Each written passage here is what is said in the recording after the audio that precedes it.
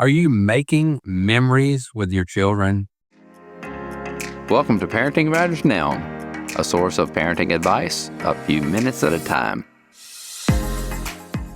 Hi, it's Dr. Roger Smith of Parenting Matters Now. I want to use this rocking chair over here as an example of how we can both make memories and use memories with our children. And so whenever the children are small, they may ask you, tell me a story about when you were a child, or tell me a story when I was a baby. They love stories, and stories are made up of memories. We can sometimes plan to make memories, a vacation, a trip, taking pictures, a family reunion, playing some games. We may plan special times that are memory makers, but then there are the ordinary memories.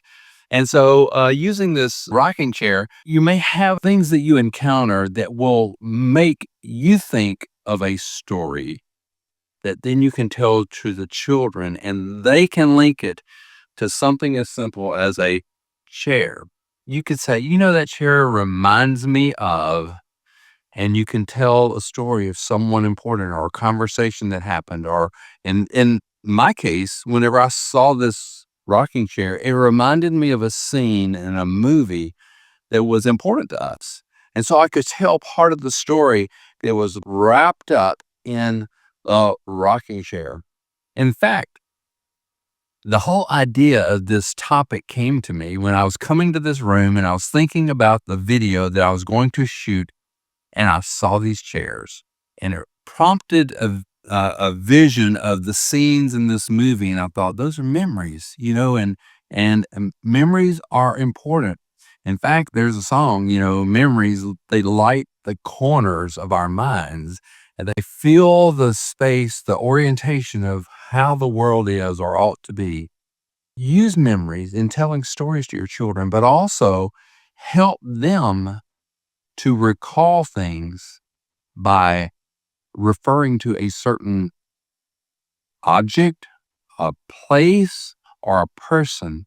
And you can ask your children to tell stories. You can say, do you remember when we went to the beach, or we went to the mountains, or when we saw those horses? And let them pull up memories in their mind. You can say, tell me what you felt, thought, or what you did when we were at the beach. And let them practice using the memories that they have, because they are going to need to use those memories. They're there for a reason. In fact, they'll be telling those memories to their children one day. So give them practice in telling stories, and that's how they develop speech, order of being able to start at one point, give the facts, and then make some conclusions. Those are all communication skills. And it starts with being able to first recall a memory and then tell it to someone else. Tell it in a story form that makes sense to other people. That's much like telling a joke. If you don't set up a joke right, you don't, lead people to thinking a certain way, and you tell them certain facts that, if you don't tell a joke right, it's not funny.